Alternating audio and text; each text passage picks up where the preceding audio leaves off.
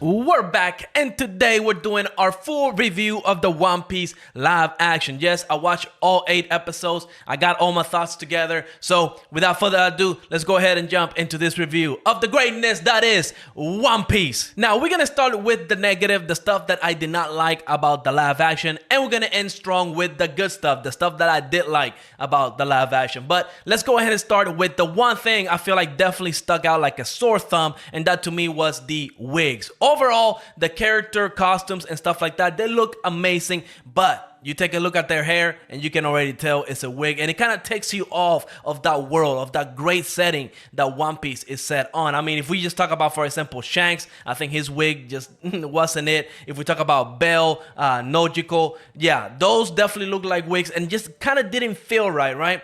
I don't know why some TV productions actually struggle with like wigs. I mean, we know House of the Dragon from HBO as well. They have some issues with the wigs. I don't know, maybe getting some quality wigs is like too expensive and it's just not worth the cost. I don't know what goes on in sets and stuff like that, but man, I would have wished that they would have done a slightly better job. If not, then they just use the real hair, right? Like, I understand they were trying to get like the right color and stuff like that, but at this point, I would have just rather see their natural hair color than just, you know, some wig being just thrown at them like, here, just wear this. Now, next we're gonna talk about the arc, my least favorite arc. I absolutely hated this one, and that of course was the Syrup Village arc. Yeah, I hated this arc in the anime and here in the live action as well. I just did not think it was great. We got 2 episodes of this arc, and I feel like they were definitely dragging it on. And exactly, it's the same feeling that I had whenever it happened in the anime. In fact, when I was watching One Piece back like, 15 years ago when I started the anime, I actually dropped One Piece like 2 times in that arc. That's how much I absolutely hated that arc, and I don't think the anime did anything special to it. I mean, if we really compare, for example, episode 1, we got through Luffy leaving, his island. We got through Alvida. We got through Morgan. We got through all that in just 1 episode. But then my least favorite arc gets 2 episodes. I am salty. But yeah, that's one thing I definitely did not like about the live action. It wasn't bad, but I don't think they actually made the pacing of that arc feel better. I feel like it definitely dragged on just like in the anime. I would have wished they would have just made it into 1 episode and just get the crap out of that village because I hated it. Next, we're going to talk about the music, because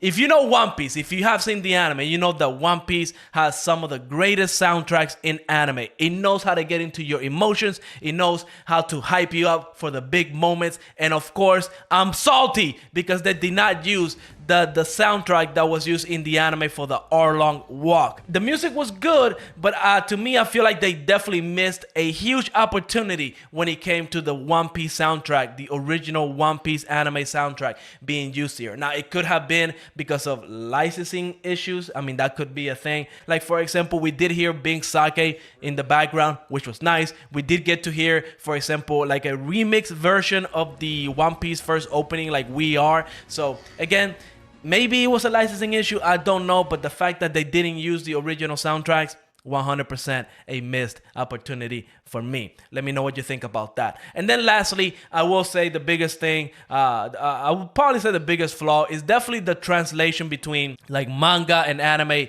into a live action. There were definitely some cringy scenes because, some of the way that these characters behave like in the manga and anime, they were designed to be for anime and manga, right? Like the exaggeration of somebody crying, for example, like Zoro's, making the promise to Luffy that he's never going to lose again. Like when you watch that in the anime or read it in the manga, it definitely feels like an impactful moment. But here, when you watch it in live action, it kind of feels a little bit cringy, right? Like it wasn't a bad scene, but it's just that it's really hard to see like a human being actually behaving like that, right? And of course, there's other moments like where, for example, Luffy, I think he's a great Luffy, but since he was like the centerpiece of everything, right? The one that was always kind of interacting with the most people, being energetic, being so happy and stuff like that, there were definitely some scenes that were really hard to act out, and you could definitely see that, it felt like forced, because again, those emotions that come from the manga and the anime just really don't translate well when it comes to a live action, right? Because of the way that we humans behave, the way that our emotions are displayed. It can be done in a one-to-one exactly, right? It's there's no way to fix it, right? You can't really help this one. It's one of those things that it's never going to translate well unless it's like a slice of life, anime that's being adopted. But when it comes to something like this, yeah, it's really hard to nail that. But that's it. That's really all the negatives that I really had with the One Piece live action. So let's go ahead and jump into the stuff that I thought were good. The stuff that made me love the One Piece live action. And we're gonna start off strong with the story. Of course, the story is actually adapting the manga. Yes, there were some cut content. They changed stuff around. They cut out characters that I feel like were important to the story. But there's one thing that I would die on this hill any day, any week, 24/7, 365, okay? And that is that One Piece, especially the anime, is extremely, extremely slow. You have to get through Arlong Park. That's where I think One Piece truly begins. You have to get to Arlong Park. If you drop One Piece before you get to Arlong Park, you didn't give One Piece a try. Now, of course, that's a lot to ask because, we have the 3-episode rule in anime, right? But One Piece is one of those that you need, I think Arlong Park starts like around episode 30 plus. That's how many episodes you need for One Piece to get good. And the fact that the live action did it and it felt great, I definitely love the pacing way more than I love the anime. Again, I dropped the anime so many times because of the pacing issues to get to Arlong Park. And back then, I didn't even know that we needed to get to Arlong Park, right? But once I got there, let me tell you, I binged every episode after that, nonstop, 24 hours for like 2 weeks straight, okay?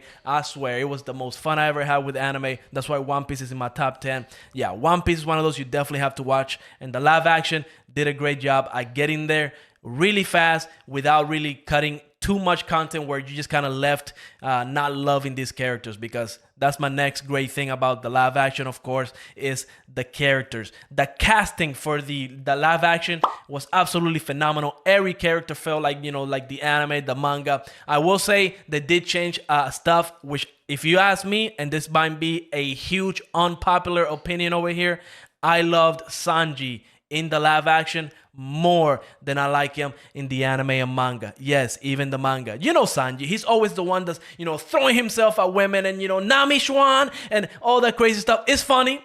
It's funny when in the live action, I mean, not in the live, it's funny in the anime and in the manga. But if you were to do that in the live action, that would have ruined it 100%. Sanji, for example, his character, right? He's not this, he's not throwing himself at every woman he sees. But what he does do, he flirts with every woman that he does see, right? Which I think that's a more acceptable way to kind of deal with his character. And I absolutely loved it. But then on top of that, they also did a great job at kind of, making all these characters interact with each other, right? Like the Sanji and Zoro banter, absolutely phenomenal. Nami, of course, she definitely gets the message across. There's something about her character that's hidden.